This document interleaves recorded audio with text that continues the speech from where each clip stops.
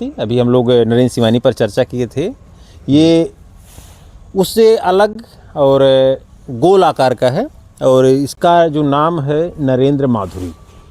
हम डॉक्टर साहब से इसके गुणों के बारे में और इसकी मतलब इसके पौधे को लगाने या बीज की बुआई के बारे में हम जानकारी चाहेंगे। किस मौसम में लगाया जाए और बीज की उपलब्धता कैसे होगी, क्या यह किसानों के लिए फ़ायदेमंद है लंबी लौकी की तुलना में। ये 4 प्रश्न डॉक्टर साहब। ओके, थैंक यू और बहुत बहुत स्वागत है मंगला जी।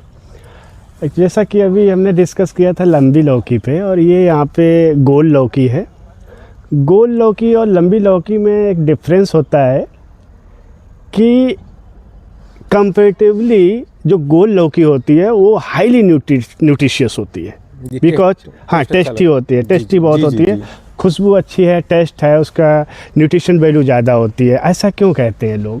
देखिए, जितना लंबी लौकी होगी एक्यूमुलेशन रेट जो होगा कार्बोहाइड्रेट, मिनरल्स और पिगमेंट्स और न्यूट्रास्यूटिकल्स ना, वो एक्चुअली उसमें बहुत ही स्लो होते हैं। बट इसमें जो नंबर ऑफ जो न्यूट्रिशंस हैं ये बहुत ज़्यादा फास्ट सिंथेसाइज होते हैं, एक्यूमुलेट होते हैं, बनते हैं उसमें। और इसमें वाटर कंटेंट भी ज़्यादा होता है कंपेयर टू लंबी लौकी में। जैसा कि आप जानते हैं कि लंबी लौकी जनरली हम जो कंज्यूमर डिमांड करता है मार्केट में, वो इस समय कंपेयर टू लंबी लौकी की अपेक्षा ज़्यादा करता है कि मुझे लौकी चाहिए, गोल वाली लाइए, जी गोल, है ना, कि वो कद्दू की तरह जो होती है। तो इस समय डिमांड जो है राउंड बोतल गार्ड की ज़रूरत है। फार्मर कंज्यूमर से ज़्यादा डिमांड करता है कि भाई वो टेस्टी ज़्यादा होती है, बिकॉज अब क्योंकि एक्यूमुलेशन जो होता है इसमें न्यूट्रिशन, विटामिन्स, मिनरल्स और आपका वाटर कंटेंट ज़्यादा होता है, इसलिए ये थोड़ा टेस्टी ज़्यादा मानी जाती है कंपेयर टू लंबी। जी जो किसान भी जो है या फिर कंज्यूमर भी इसको ज़्यादा पसंद कर रहे हैं। हाँ। और किसान भी अब देख रहे हैं ज़्यादा से ज़्यादा जो है ग्रो कर रहा है। हाँ, इसकी खेती कर रहे हैं। तो अगर हम इसकी खेती के लिए अपने किसान भाइयों को सजेस्ट करें तो जाहिर सी बात है, चूंकि यह ओपी वैरायटी है, ओपी है, ओपन पॉलिनेटर, तो इसकी बीज की कीमत भी कम होगी, क्योंकि सामान्य बीज जो प्राइवेट कंपनियों का है वो एक लागत का एक बहुत बड़ा हिस्सा जो है किसान भाइयों को जो है खर्च करना पड़ रहा है बीजों पर। तो अगर हम इसके बीज की उपलब्धता की बात करें तो आपके इस संस्थान से, आपके क्या हमारे संस्थान से हमें जो है तो क्या उपलब्धता आपके बीज का जो है यहाँ का सब्जी विभाग दे देगा? इसमें तो ये मान लीजिए कि इसका बीज तो यूनिवर्सिटी से आप कभी भी ले सकते हैं, कभी भी मिल जाएगा, उपलब्ध है। और आप ऑनलाइन भी मंगा सकते हो और डायरेक्ट कांटेक्ट के थ्रू भी मंगा सकते हो। हम चाहेंगे भी आप हमें इसका नंबर दे देंगे। हाँ, जरूर आपको नंबर मैं दूंगा और आप डायरेक्ट कांटेक्ट करके आप डायरेक्ट जितना सीड है आपके घर तक पहुंच जाएगा। जी। आप जितनी डिमांड करेंगे आपको उतना सीड प्रोवाइड करा दिया तो जैसे कि अभी जब गर्मियों में इसका जो फरवरी लास्ट से जो किसान भाई की सोइंग करते हैं तो उस समय चूंकि मचान पे लगाया नहीं जाता है, गर्मी का सीजन होता है, तो ये दोनों सीजन के लिए मुफीद है या फिर केवल जो है अभी जो बरसात ऋतु में लगा हुआ ये ठंडक में इस समय है, क्या दोनों सीजन में चलेगा, केवल बरसात में चलता है? देखिए, एक्चुअली ये दोनों सीजन में इसको आप उगा सकते हैं।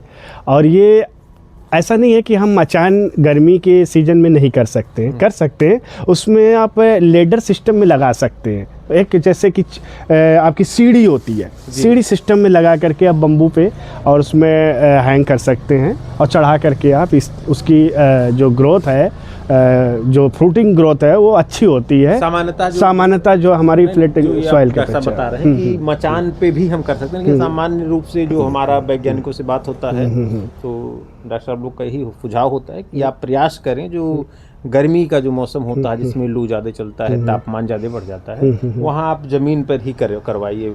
देखिए, क्योंकि ऊपर लगाने में खर्चा भी ज़्यादा होगा। दोपहर में जब लू चलता है तो आपके जो छोटे फल जब सेट हुए रहते हैं तो मुरझाने के चांसेस ज़्यादा रहते हैं। तो जो आप जो दूसरा विकल्प बता रहे हैं कि आप सीढ़ी नुमा स्ट्रक्चर बना के, तो वह किस प्रकार से जो है सहायक है कि जिससे हमारा जो है गर्मी का उस पर असर कम हो? देखिए, ये क्या है कि ये थोड़ा हीट सेंसिटिव क्रॉप होती है। अगर मान लीजिए हीट ज़्यादा आपकी इसमें जा रही है तो इसमें ड्यू टू हाई टेम्परेचर इसमें मेल प्रोडक्शन ज़्यादा हो सकता है, जिससे क्या होगी, फ्रूटिंग कम हो जाएगी गर्मी में। ठीक है, इसलिए उसके सॉइल टेम्परेचर को मेंटेन करना होता है ताकि उसमें हमारी फीमेल फ्रूटिंग भी ज़्यादा हो।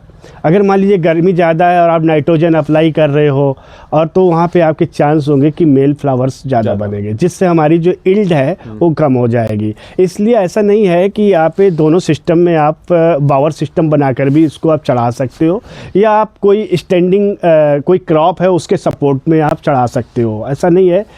उससे एक ये फ़ायदा होता है कि कम से कम जो है इसमें डिजीज के चांस है वो कम हो जाते हैं। जैसे आपका इसमें आपकी एक फ्लाइज होती है, फ्रूट फ्लाई, हाँ, जैसे एक होता है समर ये क्या नाम, पम्पकिन फ्लाई आती है, वो इसमें कुकुरबिटेसियस सभी में चली जाती है। वो क्या करती है कि क्वालिटी और यील्ड को एकदम डंप कर देती है, समझ रहे हैं, घटा देती है, बिल्कुल क्वालिटी आपकी चली जाएगी।